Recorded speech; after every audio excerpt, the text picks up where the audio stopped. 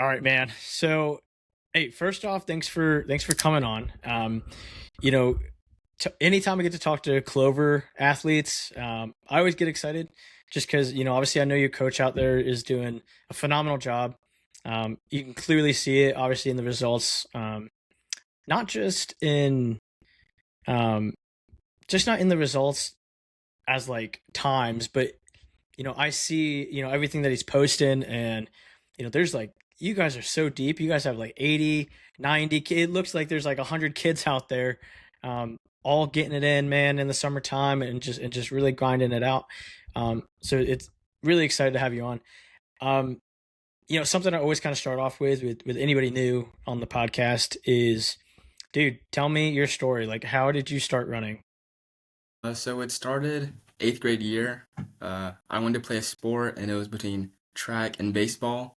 And I didn't have any baseball gear, so I ended up running track. And so once I started that, I just been kind of going with it till now. Huh. Okay, that's an interesting one. I don't think we've ever had, you hear soccer a lot, like transition over. Um, Never like didn't have any gear for baseball, so I did track. That's a first. Um, was it natural? Like, was it easy for you to kind of pick up right away, or? My aunt, she ran in high school and through college, so I guess that the little push was already there. So I was like, all right, I'll do this. Yeah, no, there you go. Um, Hobbies, man. Hobbies outside of the sport. Like, what are we doing when we're not running? Oh, I mean, I just got into video games recently, so I've been playing a lot of those. But one thing I'm more passionate about is definitely cooking. So anytime I'm not running, I'm usually in the kitchen cooking something. Well, that's what's up, man. Do you have like a favorite dish that you like to cook, or something that like you're like, this is the one that I can like just destroy? I'm usually good at like making pasta or like my own pasta sauces, but I like cooking everything and anything. Usually like new stuff. I like to experiment with new recipes, but I just like to play around in the kitchen. Oh, that's cool, man. No, that's cool. Definitely, pasta is one of the favorites. I would say if anything, like my family. I mean, I don't know if they lie to me, but they say my pizza is good. I make really good pizza. Make the dough and all that stuff, and but that's pretty much as far as my cooking career goes. So kudos to you. That's pretty cool. First thing I really want to talk about is a little bit. I want to kind of reverse back a little bit and talk about the summer training, and kind of the lead up to the start of the season. Obviously, like I just said, I was seeing things out from what your coach kind of post and everything. It looks like you guys had a good time. How was your summer training? How did you think it all kind of went? I think my summer training this year was like better than it's ever been. We went to that Nike camp, and then I learned a lot of stuff there, and then just getting that base training in over the summer. Yeah, Nike camp. I went. I'm not old. Trust me, I'm not old, but I went like, um, oof, maybe my 10th grade, ninth grade year. So I went twice, and yeah, it's always a blast. They always have really good the trails over there. Did you guys do buzzard bait? Oh yeah. Yeah, dude. I'm trying to get my family out there because I told them I was like, hey guys, like it's up. It's just up. The whole thing's up. So that's cool. You guys still do that. We tried to go out there this summer, but just kind of never was in the cards. But yeah, that's good, man. That's a great camp, and especially with your team. You went with the team, right? Yeah, the whole team went, right? Yeah, no, that's pretty cool. Going from summer training, you know, the Clover kind of mindset. When you think of programs like right off the bat for cross country, um, you know, Lexington comes to mind for just how deep they are. Fort Mill comes to mind for again how deep they are. And now I think Clover, man, Clover really is like making like a big kind of push around the state. Like everybody seems to um, kind of know you guys now. We have a poll on the channel, and you guys have the most hyped up meet for this weekend. Everybody wants to go over there. Have you noticed any kind of shift in the program? Like, have you noticed like, I mean, obviously the amount of kids out there is so drastic. Is there that kind of Clover mindset where you guys have fun, but you get to work and it's growing as a program? Yeah. When I started running, there was like it was very small, so there was like nobody out there. But like recently at Trojan when we placed fourth, and then I think about like when we first started, how far we've come, and we're kind of become like a big name in cross country, just like Fort Mill and Lexington.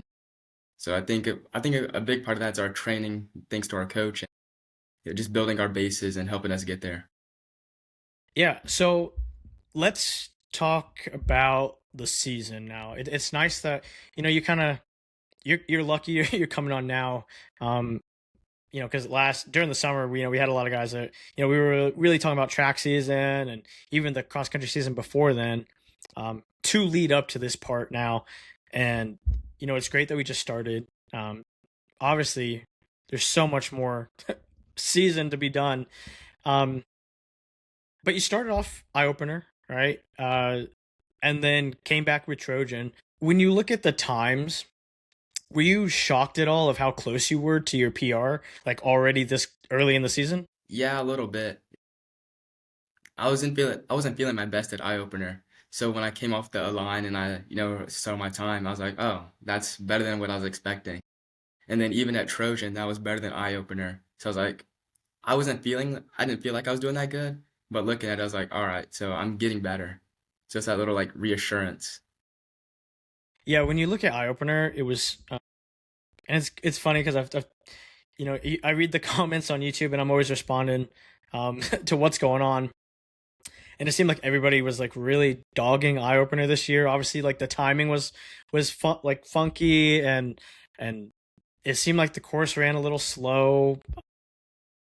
But I mean, then the girls ran pretty well. I mean, the first girl ran sub 18, so it's hard to call it slow. And then finally, like the results were kind of fixed, and I think overall, eye opener was just a really weird year. And it seemed like it was running really fast. Like the schedule was just like it was like there was no pause or anything. Um, when you go into Trojan now and run obviously 17:10, is the thought like sub 16, is the thought sub 17 is like it's there, like you feel like you're capable of doing it right now, or like what's the game plan going into the race? Um, like going into Trojan, Yeah. sub 17, it was like that's where I want to be, but I wasn't really thinking about that. It's early in the season. I was just like trying to get a good time, like close to PR. And so I went out pretty fast, just tested my aerobic ability, and so I think I did pretty good. And it was just like, one of those meets where you like test the waters. Yeah, no, that's cool. And honestly, that's really that's really a mature mindset, to say the least. Like I think a lot of people are really focused on like it has to be a perfect race. I have to run it like this. And like they just don't take risk. They don't take a risk on like, hey, let's go out fast this one. Let's see what happens, or let's go out slow and see what happens, the next 3 mile. Um when you're running that race, did you notice anything like because I mean you're not far off, like 17:16 at eye opener and then 17:10 at Trojan and the PR is 17:04, like you're not far off by any means. But do you realize like how fast you're going? Like do you hear the splits like from people shouting or no? Yeah, I like coming up on the first mile, I could hear the 5-10 splits being yelled, called out. So I was definitely like, all right, I'm rolling kind of fast. And then I kind of like settled into that and just started kicking my way through. You went through at 5:10? Or I think the guys ahead of me went through at 5:10, and then 5:10, I okay. was like right behind them. Oh, okay. I mean that's fast, man. That's booking it. That's definitely going out fast. um so throughout the race, do you hear anybody else? Like do you hear your mom or dad or coaches or anything? But yeah, I definitely hear my mom. Yeah, everybody on my team like jokes about it. They're like, "Where's your mom? Where's your mom?" Because she's Oh always really? yelling. She's always yelling even before I come out of the woods. I can hear her. So she's definitely my biggest supporter. Yeah, hey, nothing wrong with that, man. Nothing wrong with that at all. It's funny though, because I talked to some runners and they're like, I don't hear anything. I'm just so like focused in on everything. Um, but if your mom if your mom is obnoxious, like you say, I guess it'd be kind of hard to like tune that out. maybe kind of funny in a weird way. You're running because you're always kind of like you're focused on like pain in a way, and then you have this your mom essentially like cheering you on, like, oh my god, mom, like chill. But no, that's cool. That's really cool. When you go into a race, do you always have a game plan, or is it kind of like does coach talk to you about that, like, or even as a team, do you guys like talk about it in the huddle or anything, or are you just always kind of like, hey, let's focus on just making our way through the pack? I think we always come up with a game plan because I feel like running without one, it definitely makes it harder than it really is. And so like during a little team huddle, we'll like talk about how we're gonna go out in the first mile, stay together, stay as a pack, if we're gonna go out fast or not. And I think a big part of that team huddle is definitely getting our game plan ready. When you're in the huddle, um, that's always kind of a question I kind of throw in there sometimes. Um, do you guys say anything? Like, do you guys have like a phrase or anything that you guys say like every time, like "Go Clover, go" or something, or is it like what is it? Well, we always start off with a prayer and then, go through that. And then me and my friend, we started this one chant. You're like, where my dog's at? And we're all like barking and just getting hyped right before the race. But I think that's definitely like something new we started and part of my favorite tradition. Yeah, that's cool. We had yeah, we were the Cocoa Beach Minutemen, so like really patriotic, and I don't know what, how, when. I was probably in eighth grade, and the chant was pterodactyls. Like it was the most random thing ever. It's just like pterodactyls. One, two, three, pterodactyl. It was like, why are we saying this? I have no idea, but okay. And it stuck with us. I think all the way, yeah, all the way to my senior year. We were chanting the same thing. So I always find it like interesting of like what actually goes on in the huddle. I've had so many times where like, yeah, we'll do a prayer or something, but it'll be like, hey Corey, you can do the prayer, and it's like, sure, put me on the spot. So I always find it really interesting. So the team, talk a little bit about the team this year. So you have four guys that are almost sub 17, which is like huge. Wade Ward is catching up 1730 range. I think what you're like really seeing right now, and again, it's so early, but you're seeing some of these teams that are in the top.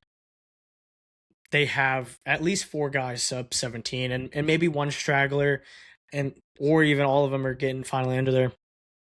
You guys are close, man. I honestly think like talking to you and like and then obviously looking at some stats here. When you look at it, you guys are like under the radar. I feel like because I don't think to me it doesn't seem like most people are talking about Clover boys because you have such a strong like girls team. So it's kind in a weird way you kind of do get like overshadowed a bit. But you guys are right there. Like, what was the team goal? Were there any team goals like prior to the season starting? Definitely this going in this season. So last season we made it to state for the guys, and that hasn't happened in like 7 years. So that was huge. So once we got there, we're kind of like, all right, we can get here. Now this year we're like, all right, let's compete. Let's make a name for ourselves. Let's get on that podium and let's win it. Yeah, that is crazy. Honestly, for a program to be again, like you said, like not make it for 7 years, get there, and then the next year, like legitimately have a shot at competing, um, is a bit unheard of. And again, like I'm saying, like it's interesting because it's like if you guys can get four guys under and then at least have Wade 1710 range, which is totally doable. It's so early. Like, I mean, even for him to drop to 16, there's like 30 seconds and you got still almost like a whole season left. Like, there's some serious talk. I think you guys definitely will turn some heads in the next couple weeks. When you look at the summer training and then obviously everything that's happened up to this point, which isn't much, but it's definitely, like I said, you're almost at your PR already. Have the goals? What were the goals at the like beginning of the season, and have they changed at all now? Beginning of the season, before even cross country started, coaches telling us how close we are as a team, and like if four of us drop down to mid 16s, how competitive we'll be. So I think we're just kind of keeping that mentality and working towards that. And then so the goals haven't really changed now. And what about for you individually? But for me, I definitely want to like dip to the low 16s. So once I hit that PR, I want to continue to just drop that time down, Low 16? How low are we talking? like 16 flat. If we're doing 16 flat, we're doing 1559, man. Like that's what I'm saying. Like if we're at 16 flat, we're doing 1559 because it's such a difference.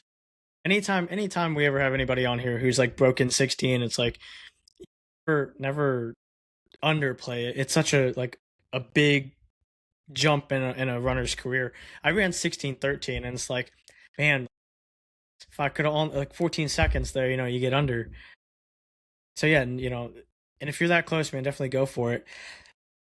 Another kind of good thing too of like having you on right now versus like summertime. Like you said, you can try new things, you can see what's working and what doesn't work. Have you noticed anything that maybe doesn't work or like things that you need to personally work on? I notice like slower starts to a race. Like if I don't get out fast and I get boxed in, I kind of like get in my head, and then the race is kind of downhill from there.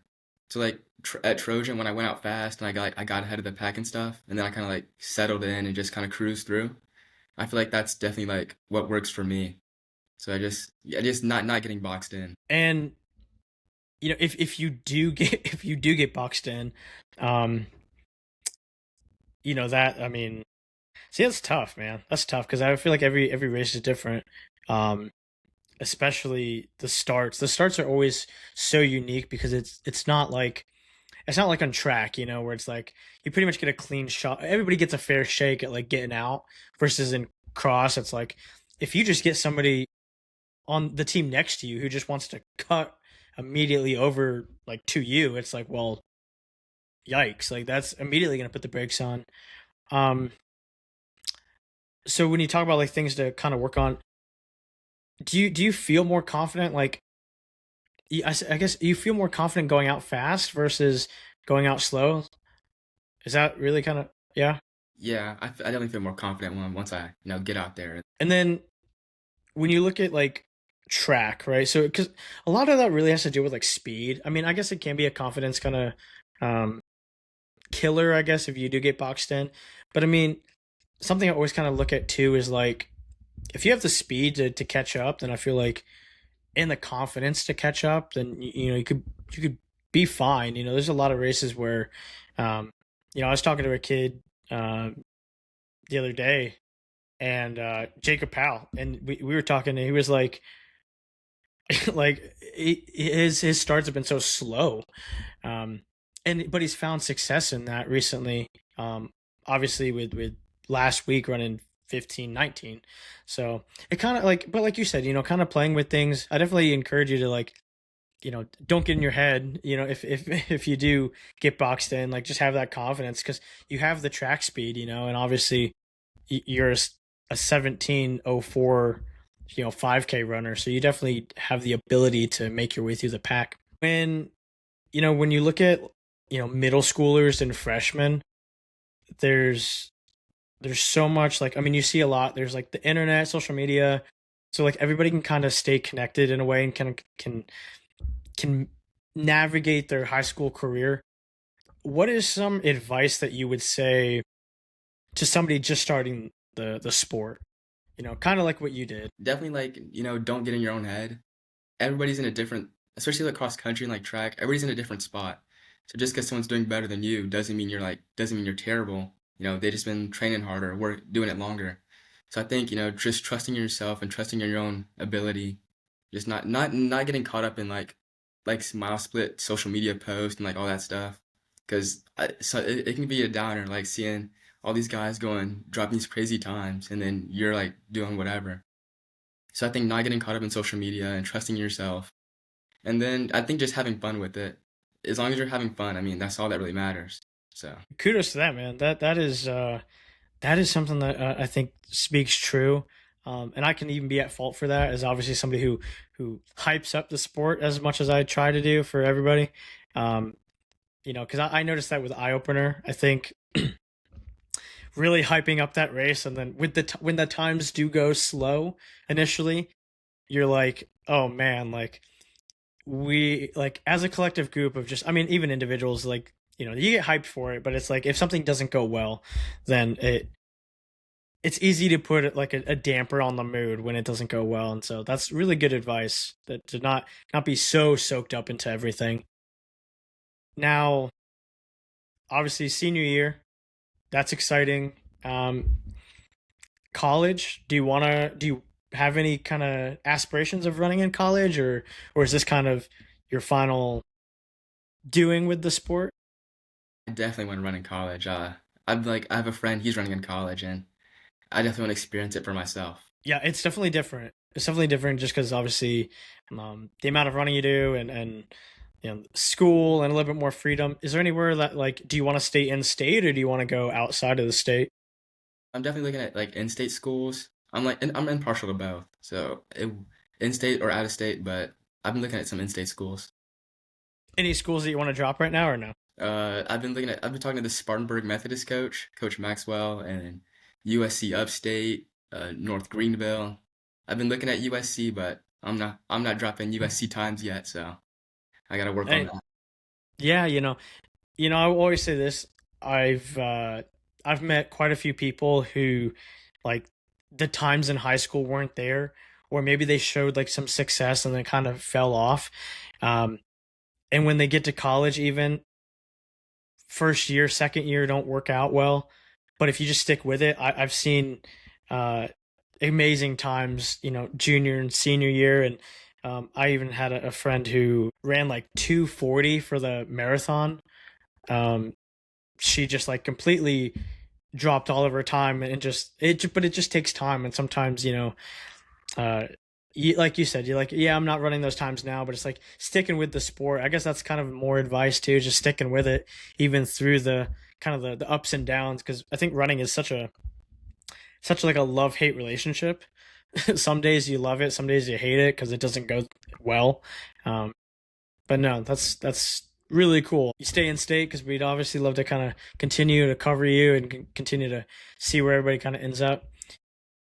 To kind of close it out, you know, again, Clover, from my eyes of what I see, is such a it's such a I don't want to say iconic because, yeah, I don't think you guys are there yet, but I think, but it's such an interesting school to cover because of everybody and because of the personalities that you guys have, and the mindset, and the obviously the coaches that you guys have. For for anything else, looking at the season, do you have, like, again, this is your last season, um since you're a senior, is there anything that you're kind of like looking forward to, like the last meet or the last huddle or like the last team dinner or something? Is there anything like in particular you're kind of like really like gonna kind of soak in? I'm definitely soaking in the pre-race huddles. I'm definitely gonna miss that, like when I go off to college and then we're all going our separate ways. Just that last talk before we, get on that course and race. And definitely the team dinners, team bonding. I just love being able to hang out with them, and outside of running, just being able to hang out and enjoy each other's company. Yeah, man, cross country teams are some of the closest teams I think in all high school sports, just in my opinion. And so that's great that you have a close team and a good team. And man, hey, we look forward to covering you the rest of the way. We're definitely, obviously Clover is there. You guys are on the radar every week. I'm always talking to your coach dang near every day. So I look forward to seeing you guys continue to run, continue to grind it out. And like I said, man, I think there's a lot of promising talent you guys have. I think you put the pieces together, you're definitely going to be a team at the end, who may turn a lot of heads, and maybe even make a few upsets. So, wish you the best of luck, man. I really appreciate you coming on and talking. Thank you. Thank you for having me.